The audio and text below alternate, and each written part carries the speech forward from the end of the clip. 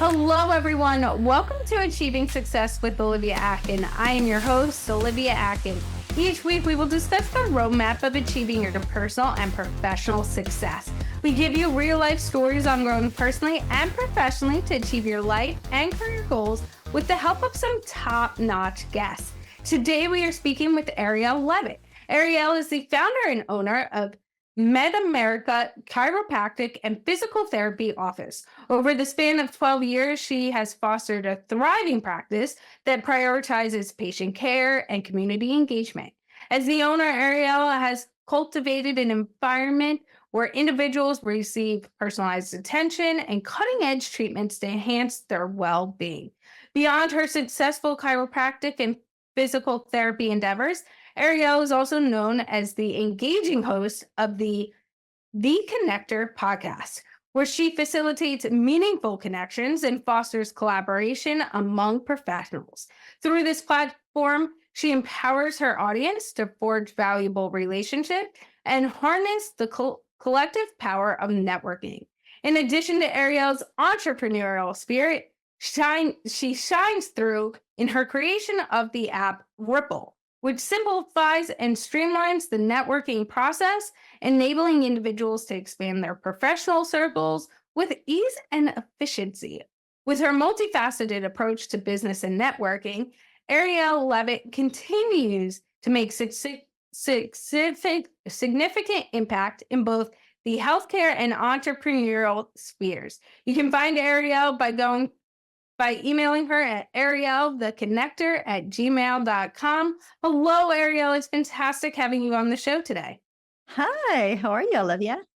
I'm good. To start off the show, can you tell me what success means and looks like to Arielle Leavitt? I think success is just trying things, is being brave. It is just totally putting yourself out there and just being open to whatever may come. And it might be failure, it might be success, but it's just being brave. I like how you mentioned being brave because as an entrepreneur, you really have to be brave to even take the first step in your entrepreneurial journey and really go, okay, there might be mistakes along the way. There's going to be a lot of unknowns along the way, but I got to just be brave and keep pushing ahead, even in those moments of toughness, the unknown, whatever life brings, and just be passionate of what you're doing. So, Arielle, what was a pivotal moment or a realization that sparked your journey into the realms of holistic health, but also entrepreneurship as well? I was thrown into it. My dad was going through a bad breakup with an ex-business partner. He's a chiropractor by trade, and he had a physical therapy rehab on the side. And I was working with him as family does. When tough times are tough, we just all jump in and help each other. And I was helping him for 3 years prior to him, unfortunately, having a stroke. And I just stepped up to, again, when you're working as family, you just get in where you need to do it. And I thought, okay, I'll just help him until he gets a little bit better. We'll figure this out. And before I knew it, I continued just running the business and taking it over. And it's one thing, scheduling patients and doing all those other things. And then it's another thing actually having employees and dealing with licensing and all this other stuff. It's a whole different ballgame. But it was, unfortunately, the business was not in a great spot when I took it over. So it's been an interesting journey learning to take over a business that was in the red and bringing it into the black. So that has been a very interesting experience for myself. For you. And I love how you just brought that up. And I think it's really important to highlight that when we don't necessarily start a business from scratch and we take it over, and now, yes, we are founding this new business entity or this new aspect of business and really helping it grow. But you have taken it over, whether it's through family and being a family business or buying someone out, whatever it might be. There's that transition as well. Like you said, you took over something that wasn't necessarily thriving when you look at the numbers because it was in the red. And a lot of people go, well, you know, everything's like, you never think about that aspect that you could be taking over a business that you really have to grow because things aren't built out, or, there was different priorities, or maybe the other owner had different priorities, or like you said, there were things happening on the outside that within your family and with your father that then, like, something wasn't gonna go, and maybe part of that could have easily been, like, he couldn't see as many patients. So, when you're talking about that, it's like, it could literally just be a human thing, but you have to build it back up.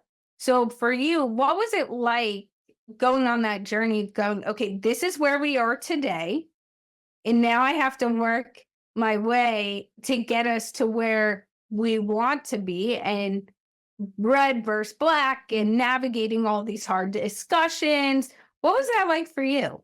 Oh my gosh, it was intense. And I'm very grateful. Like I said, I have a very supportive family. So my mother, she's a dental hygienist. In the days that she was not working as a dental hygienist, she came in and helped me, and we worked on this together. And so talk about real family business. We really, it was nice having that extra support to be able to talk to somebody, because also as a entrepreneur and a business owner, it can be very scary going through this stuff by yourself. And it's so nice to just have somebody that you can bounce ideas about against or whatever. And that's kind of actually where I've led into a lot of my networking with other business entrepreneurs. And it's just it's so needed, the community, because sometimes it can feel very lonely doing a business on your own. Sometimes you don't feel like anybody understands you or something like that. And so it is really important to have a community of that sense, to be able to have people to bounce ideas against. And that's something that I've learned and I've appreciated now talking to other business owners. It was interesting. One of my friends at one time said to me, do you think you can get like time off from your job and, come to this, like wedding or whatever it was? I don't know at the time.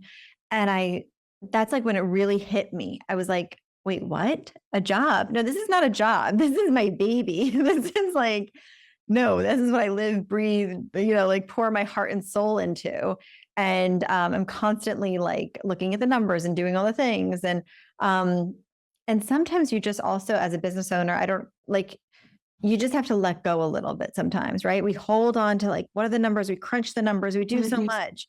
And sometimes it's just important to like let go of the numbers a little bit. I was so hyper focused on them in the beginning when you said like when I was taking it out of the red and putting it into the black. I was so hyper focused that it almost was like when you squeeze something too tight, it can't grow.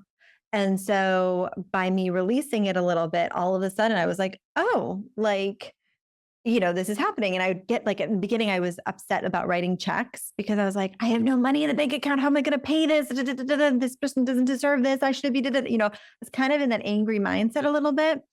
And then I realized like, this is not the mindset to be in. And so when I started writing checks, I actually was like, thank you. And I kept saying, thank you. Like, thank you for allowing me to have enough funds to pay this person. Thank you. Like, I know it was another bill or rent check or whatever it is. And every time I would just be like, thank you. Okay. Thank you to this person. Thank you. Gratitude and living in gratitude. And the more I did that, the more I realized, oh my gosh, there's more money in the bank account. Oh my gosh, there's ease. There's a little bit more flow. There's a little bit more of this and that. And I was like, this is getting good. This is getting, of course there's like times where you're like, but it became a little bit more of an ease. So. And I'm smiling the whole time you're talking about this because it is so similar to what I did and my experience starting my business. My journey was a little different because I started from scratch, but I left a job, and I always put it in this perspective. When you have a job that you have a guaranteed income at the end of the week, basically, as long as you are not an entrepreneur and a business owner, you have a guaranteed dollar, whether you're ending up working 20 hours, 40 hours, whether your contract is part-time, full-time, how much money you will get in your next paycheck. It might end up being more if you've worked overtime and overtime's built in, but when you are an entrepreneur and when I say that you are the business owner. Like Arielle mentioned, all the bills go through you personally and professionally. Every bill you're seeing goes through you. There's a very different mindset. And so for me, when I left corporate and I went from getting that check, and at the time working for Lockheed Martin, we actually got a check every single Friday. So every single Friday I got money in.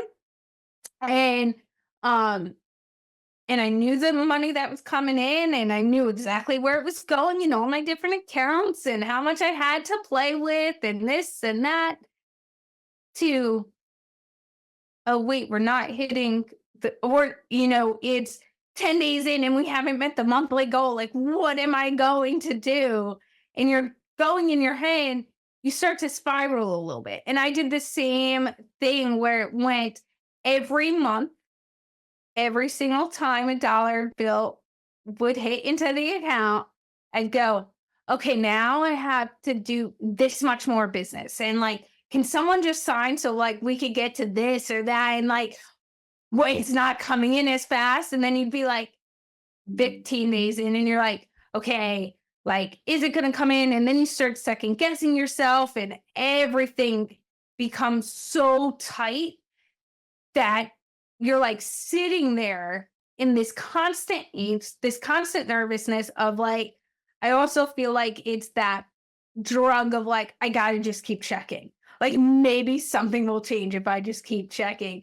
When in reality, guys, it's the business. When business, when the money's coming in. Like nothing has changed within the few minutes you haven't checked, but it becomes that like, I just have to keep checking.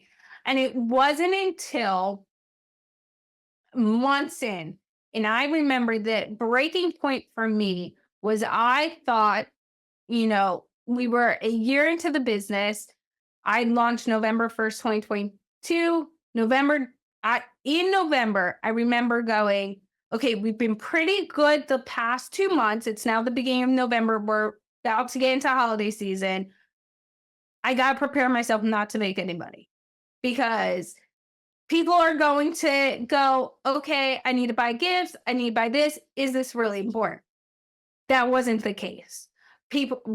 I was like, okay, what can we do? Obviously was going to do Black Friday specials and stuff like that. And we brought in more than we had brought in previous months. Crossed off the goal for the month. Same with December. But every month it was still like, let me continuously just hold as tight as I can and see what happens and like this and that. And it got to what was it, January or February? And I was driving in the car and I was having a conversation with my boyfriend. And literally every single day, it would be like, okay, I have this much money coming in to the business. This is where we're going on the monthly goal. This is where we're not. And he was like, well, Olivia, like we're halfway through the month. And, like he was just like kind of having the normal conversations. And it was that moment of like, every month I'm having the same exact conversation. And every single month in the past X amount of months, not only have we met the business goals, we've actually been exceeding that monthly goal. So no matter how much I'm holding tight, it ends up working out. So I'm going in this panic and this overwhelmness to literally still get the angle. Like, and so from that point on, it was a realization to me of like, okay, yes, just let go. And like, however you look at it, by the end of the month, you're going to get to where it needs to be. And the second I started doing that, we'd go days and I want to bring it up. And it actually got to a point where my boyfriend, like through the month, was like, Olivia, where are you on your goal? Because you haven't talked about it. And I'm like, oh, this is where we're sitting. He goes, what? Your attitude is changing. Like, what's going on? I'm like, I just realized that this really isn't like I'm stressing myself out more. And it's not healthy for anyone, certainly for my well being. But I think it's something that as owners of businesses is a real thing we all go through. but a real thing like we don't really talk about as much. No, because it's also embarrassing, right? We don't want to say we're struggling. That's Mm. like, it's just such an embarrassing thing that in our society where we're at. And it's when we're real with other people and be like, I'm actually struggling right now. Can you help me? Can you, like, all of a sudden everybody wants to help you, right? Because everybody wants you to succeed. They really do. And if they don't, then they'll float by the wayside. It's like they can just go sit over there. But it's so true. And I've noticed when I open up more to people, then they're like, great, I'm going to refer you patients. I want to help you. What can I do? Like, who can I introduce you to? What can I make happen? And it is really important. And I also noticed this, and I'm sure you notice this in your business too, but like, you become an entrepreneur because you love what you want to do, right? Like you love your podcast, you love whatever you're selling, ice cream, whatever it is, right? You love whatever your business is. And it's when you get so tight in the whole thing and you stop having fun. And it's whether it fails or it doesn't, and talk about success, right?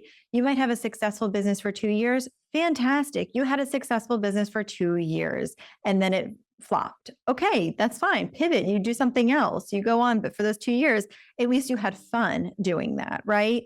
And that's really what it is. And people think success is like, I feel like in a way, like it might have to be 25 years. I had a successful business for 25 years and we went strong and everything. Well, that's fantastic too. But like even just 2 years of a successful business where you had fun, and that's just so important, I think, and not stressing about all these little things. And if it fails, it fails. If it succeeds even more, it succeeds even more. Fantastic. Continue, like. And I think it's also like celebrating even the little wins to keep it fun. All of us get stressed every single day. It doesn't matter if an you're a business owner, a sole business owner, you've been in business 1 year or 6 months, 1 year, 5 years, whatever it might be. Inevitably, you're going to get stressed to the max and go, this isn't fun right now. I'm stressed, like blah, blah, blah. But at the end of the day, like you said, when you start kind of looking at it and looking at it as the wins and going, oh, why did I do this? And getting back to some of those roots, sometimes you go, okay, this is really fun. And that for me comes to like when I get to talk to people, and we're going to touch upon this next, is Arielle is the master connector and has her podcast on it. But it's like when I get to talk to people or about podcasting or about business and about all these different things, it rejuvenates me. And people go, Olivia, you're diving into all these things when it comes to podcasting. Like, I feel it. I can see it. And I'm like, yeah. And, when I went from doing corporate to owning my business, there were stressors along the way. But what I've noticed, and Arielle, I also would love your opinion on this, going from not working for yourself to working for yourself and something that you are very passionate about, like your chiropractic business and physical therapy, the podcast, now the app as well, is like, it got to a point corporate for me where I was like, I don't want to get up. Like, okay, I woke up like 5 minutes ago and I'm about to clock into work because I worked from home towards the end of my career in corporate. And I'd be like, how many hours till I'm done? Like, and I haven't even logged on the computer yet. And I'm going 10 more hours. But working for myself, I could go 10 hours and like, yeah, it could have been stressful, but at least I was having conversations with interesting people I wanted to talk about, got different perspectives. Oh, totally. Totally. It's so different, right? It's really fun. And so I was actually thrown into the healthcare field. I didn't even choose it myself. And I have learned to build what I love through it. And I get to do connections and I get to build a business and do business development.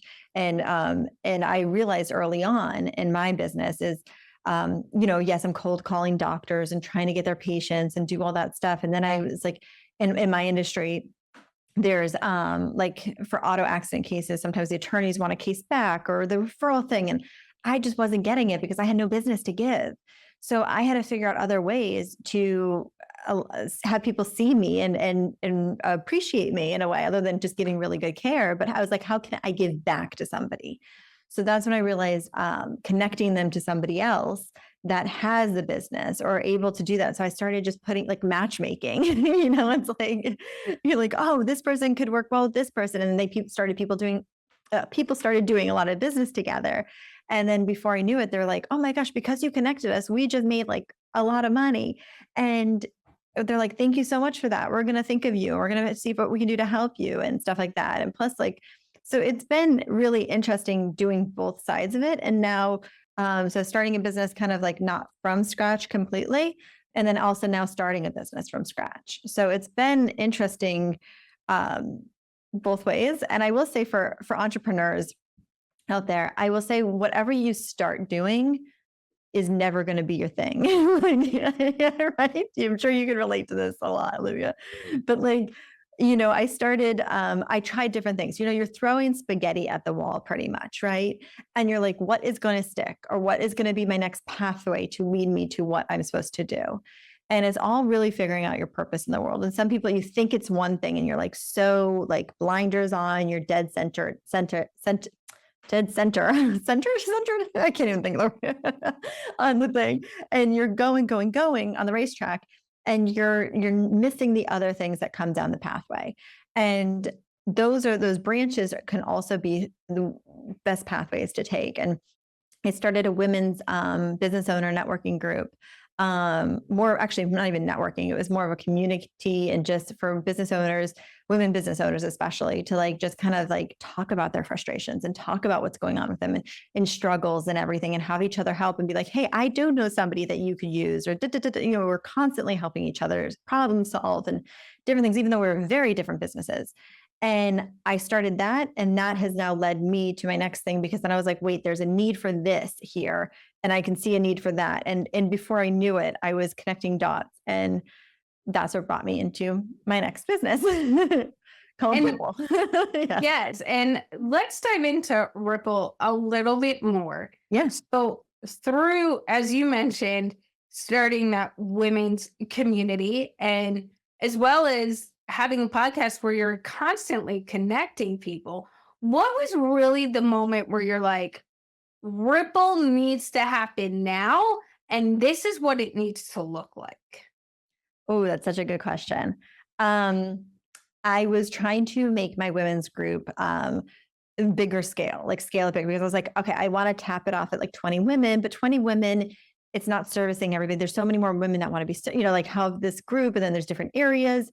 And I was like, I love in person, but I can't do all this and everything. And somebody put the online or like course or something like bug in my ear, suggested it to me. And I was like talking to actually my best friend, her and I were like brainstorming, and she goes, I kind of see you with an app. And I was like, oh my gosh, as soon as she said that, all of a sudden, everything like shot off. And I was like, I can clearly see it. I started drawing it out. I got an app developer. We did all the things. And now we have a whole business called Ripple, and a whole app, I should say, and whole app called Ripple, to help people connect and network more efficiently and simply.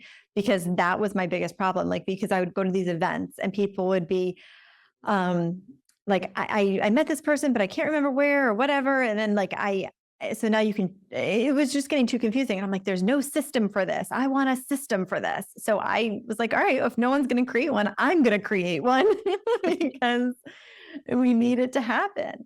And so clearly I'm very excited about this, because it has just been so much fun playing with this app and getting people on it, and getting, seeing people use it and network through the app. That has been helping people to make connections and interactions a lot simply and easier, which I will go into all of that, but I don't want to like overstep, because I could just like ramble on about this. You can go on as much as you want. And I think one thing I love about the app that you and I have talked about previously is sometimes when you have a connection, you're like, okay, how do I want to connect that person? Is it via email? Is it via phone? If I do it via email, will they actually respond? If I do it through text, does it then add an extra layer? You and I have dived deep into this conversation, and I think it's very true And the app gives us the capability to communicate and really do it with ease. So for you, let's dive into that a little bit ongoing. I love it. So I'm a simple person. I am like, when I say I'm a simple person, I like things simply done. Like I'm not a technologically person. I can't even pronounce it because I'm not it. That's not me. But yet I got into the tech world. But I wanted something simple. LinkedIn is honestly too confusing for me. I love it. I think it's a fantastic platform. I think like so is Facebook, so is Instagram. But it's just I felt like Instagram is not really a businessy thing. It can be, but then you also like your DMs get so filled with different things, right? And then I love introducing people. I love making the connections. And so I was doing it. And then people would be like, hey, can you connect me to this person through text message? And then the other person would be like, actually, you know what? I don't really know them that well. Like, can I have an email introduction? And I was like, okay, you want text message, you want email. What am I doing? How am I going to connect you? Someone's going to have to give, right? Who is giving? So then I would do it I would notice this problem. Couldn't remember where I met, like had the introduction with somebody. And I was like, gosh, like I know it was like email. So, and I have 15 emails, right? Because as an entrepreneur, we have a million different things, right? Because we're always working on different, whatever it is. So I'm like, do I do it through this email, that email, where, and so now I really wanted to make it simple. So everybody can have one platform that they can look at their introductions also and spend time, because like I notice if I get a text message, I want to respond to it immediately. And then it puts stress on me because then I may be in a meeting and then I gotta, sorry, excuse me, like I'm not present for that other meeting because I have to respond to my text message. So now with Ripple, you can go into the app and respond when you want to respond. So if you want to take an hour out of your day or whatever it is, or 10 minutes out of your day, get into the app, respond to your connections. And it's all listed out for you, exactly who introduced you, made the connection, how you got connected to them and everything like that. You can see their profile, kind of like LinkedIn a little bit. So you can understand like, oh yeah, I know what they do. And then you can also like, if you want to introduce somebody, you can put why you want to introduce those two people, or you don't have to, because maybe you talk to both of them and you just want to send it off and be done with it, because no one likes to have a lot of things to do. I know I don't. I have enough things to do. I don't need to add more to my plate. So it's really important to be able to make things easy and simple. So I just wanted everything in one platform and everything. And sometimes like, I don't know if I want everybody having my cell phone number, right? Because then everybody feels like they have direct access to you all the time. And that's not the case sometimes. Sometimes you just need a little barrier. So And I think that's so true too, of the fact that not everyone you want direct access to all the time, because there are those people you will do text introductions and everyone's super respectful and understanding. And then there's the occasional time, and we've all had it, where either you're the person or the person you've now provided your number to becomes very needy and needing that response very quickly, or expecting that response very quickly, or going, you should have responded. And you're like, you text me at 11 o'clock at night. Like, I'm not going to respond to you right away. And there's a level of going, what I think is an emergency or like needing to be time sensitive could be different to the person sitting next to me. And so I think it's very important sometimes to go, okay, is there another option? Is there another option to connect? Is there another option to go, this is how we will best work together? Let's use that platform as well. Yeah, no. And I want to allow people to, I think it's, for me, I really believe it's who you know, not what you know. You can learn anything pretty much. You can figure it out, but you don't always know who knows the next person that can give you that opportunity. And I just want to create more ways that people can have opportunities to meet people, to bring them to where they need to be, or collaborate together, or allow amazing things to happen, right? To collaborate. I really want people to collaborate and work together, because there's enough competition. We feel like everybody feels like they have to compete with each other. Like, come on, guys, like there's a 15 physical therapy like centers on my, street, but I feel like let's work. Great. Whatever I don't do, you can do, or you do insurance, you don't take. Great. Let's refer back and forth. Let's work together.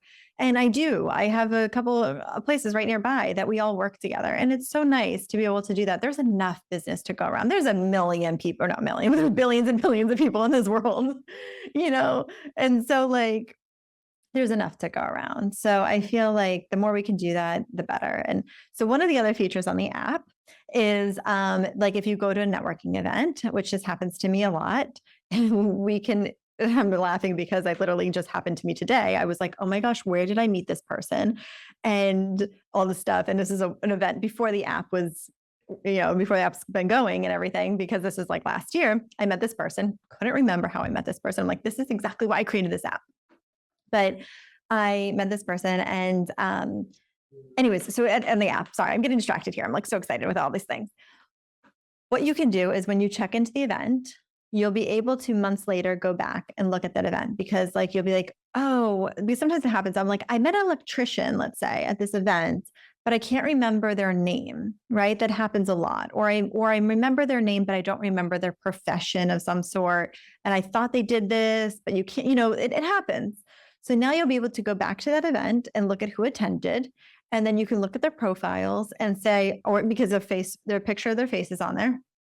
And you can go and look at that event that you attended and everything. So it's been really great that people are able to do that and go back to these events now and look at what event they attended, right? And say like, oh, great, I can go back now and look at that event. So I've been able to do that now since I've had the app. And I think one great part as well, when you say, there's the face component and the name when you're scrolling through that event, is because some of us are better with names. Some of us go, I remember that person. I could picture them in my brain. I could tell you what they were wearing. I could probably tell you their first name or what it was like, but I can't tell you their full name. Or to even find it back in your phone, or, you really have to stay on top of it. Whereas whether it's a month, 2 months, 6 months, whatever it might be, and you could go through that roster and, oh, that's them. That's their photo. Yep. Okay. Now I can reach out. Yeah. I need a name, business card. I need all the things, all the help I can get, right? Especially if you're meeting a lot of people. It's really important to be able to have as much information as you can in a way to remember them. And so that's what also the app provides, that it's there. So you're able to look at their profile and remember things about them. You can make notes on there that you want to, like, whatever it may be, something that you talked about or whatever it is. And then also eventually, if you want to not chat on the app anymore, you can move to your phones and stuff like that, or whatever it is, and take it offline. I don't know, whatever you want to call it, off the app. Move off the app. And that's the thing too, sometimes, and I do this for people, I'll tell someone about a connection or this and that, and I'll give them the bio of that person or that person's story, or I'm talking about people, and not everyone is in the same spot, right? I'll use like my TEDx, for example. The other TEDx speakers and I are super close. I talk to them now daily, weekly. When I say we've become close, we really have become a family.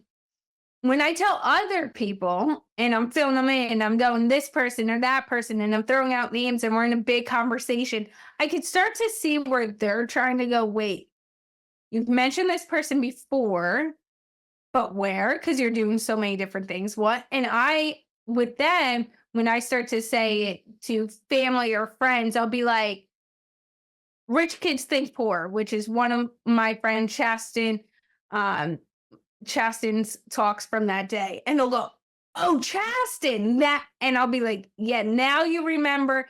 Now, we've all been in a group call, we're talking about it, and they're like, oh, him. Or I'll go, food deserts and unicorns.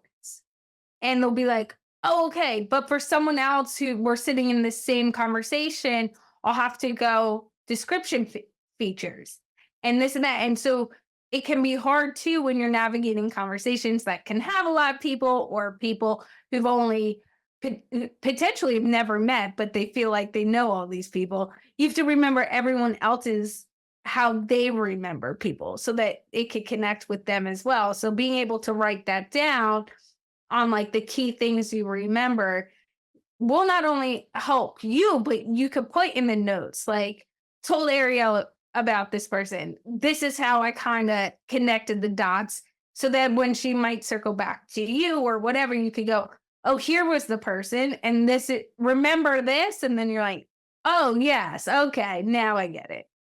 Totally, totally. And there's this new thing called like Blink or different apps where you can just scan somebody's contact and put it into your phone, which is fantastic. But at the same time, I am terrible with names.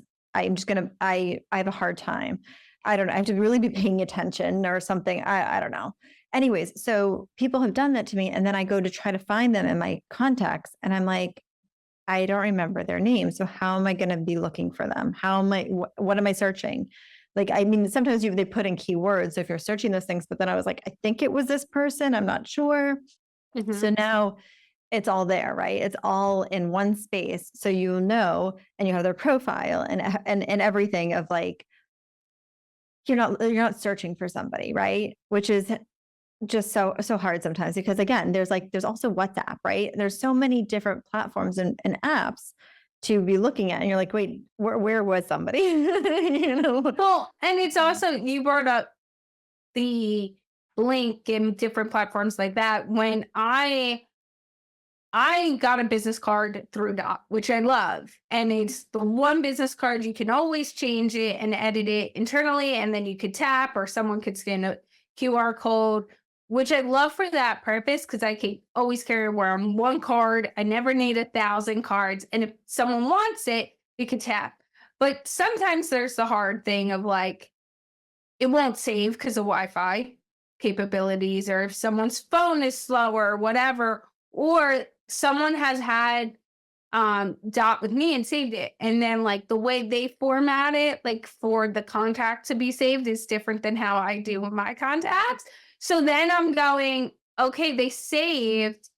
And then I'm going back afterwards because you don't want to do it in real time. And you're like, oh, wait, did I meet them then? Why is it in the order, like last name first? Because they've switched it. And then it's like, you get all confused. I do love using them when it helps where like you want quick information, someone's business card, where you're sitting there and you don't want to say your phone number and you're like, just here, tap this, and then you could immediately text me. Great.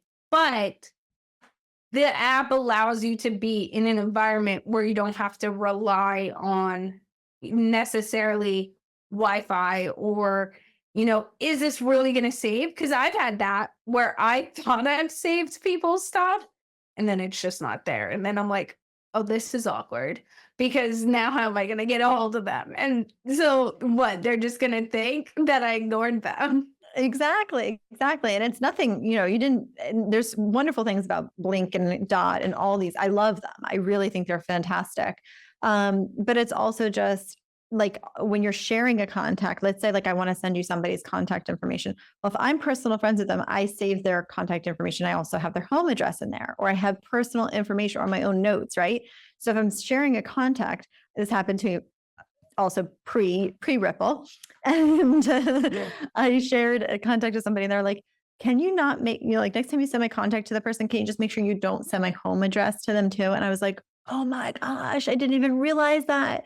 Like, I'm so sorry." And so that's also what inspired me to create Ripple and get that, because like we all have personal information in our phone about especially really close people that we vouch for, and not everybody obviously needs all that information. So we want to make sure it's selective and whatever that person feels comfortable sharing.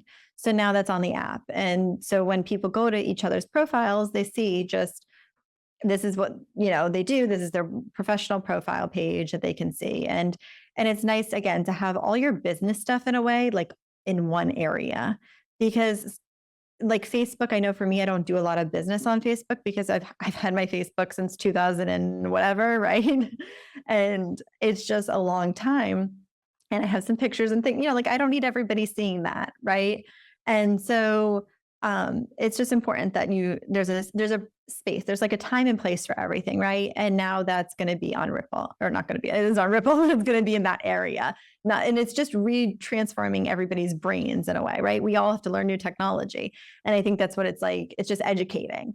And so now we're like, when LinkedIn came out, everybody's like, what am I doing with LinkedIn? I don't get this. I don't understand this. I don't, and it's like, same thing with Ripple. It's like, everybody's going to, once we get everybody on Ripple, which we're working on, guys, everybody's going to be on Ripple. And, now it's just retraining a new app that you go to look for this information, which is really fun. And the nice part too is once you start using it, it's very easy to use and navigate, and will be in one spot, and it's there and you can rely on it. And that's the other thing, is like, there's so many capabilities with Ripple. It just allows for you and meets you where you are today, and lets you kind of grow your networking community as well. Yeah, totally. And like I said, simple. It's networking made simple. So I want anybody to be able to use it, because like I said, I'm not technologically savvy. So it is like, click this, click that, and done, And sometimes too, it's like, when you're networking, you can deal with the complexities. But like, when you're trying to get a number out, you're trying to do an introduction, it's like, I want it as easy as possible, as quick as possible, because I've got other things going on. I just want to do this one thing and be able to keep moving. Or I'm in a space where I can't allocate a lot of time, but I want to do this. And it allows so many abilities to be at your fingertips at the same time. Totally. Yeah, exactly. You get it. And I'm so happy we get to use it. It's really fun. It's really fun. So, Arielle, how can people connect with you if they want to get in touch with you? Well, on the app, but one of the things is you need to know people to connect with people. You have to become a member, so that's fine, and it's free.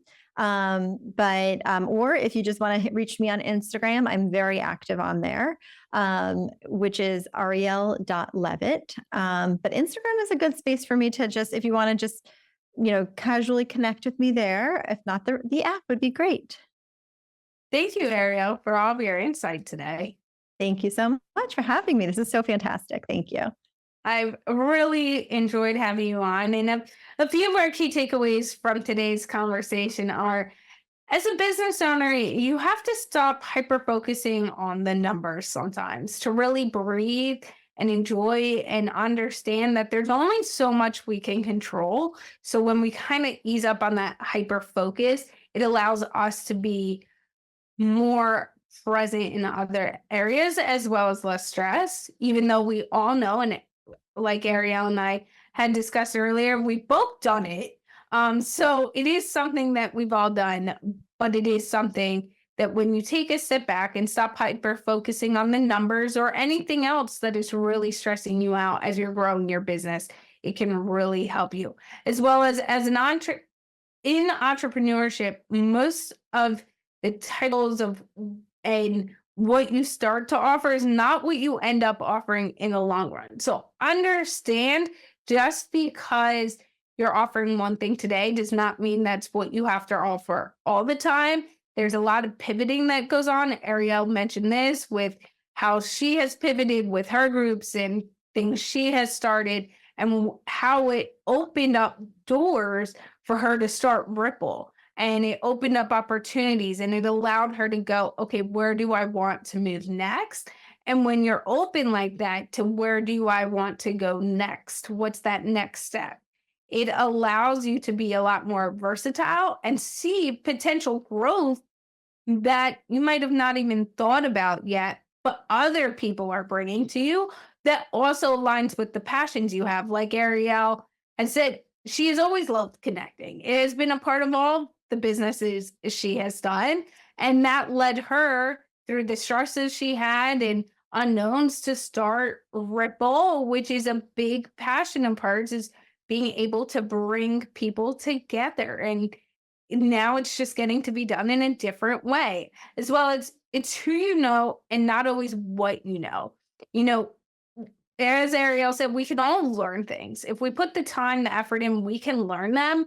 But making connections, you never know where those connections can lead, who someone might know, or who might they know down the line that can be a really good introduction, as well as network, network, network. I think our whole conversation here really focuses on the importance of networking and how it can really be easy, and how, with Ripple, you can really leverage where you are today and how you want to communicate, or you never know down the road where something could go, where you want to pull someone from that community and go, okay, I'm tapping you on the shoulder. Now it's time, I need your help, or meet you where you are, because now I've gotten there as well.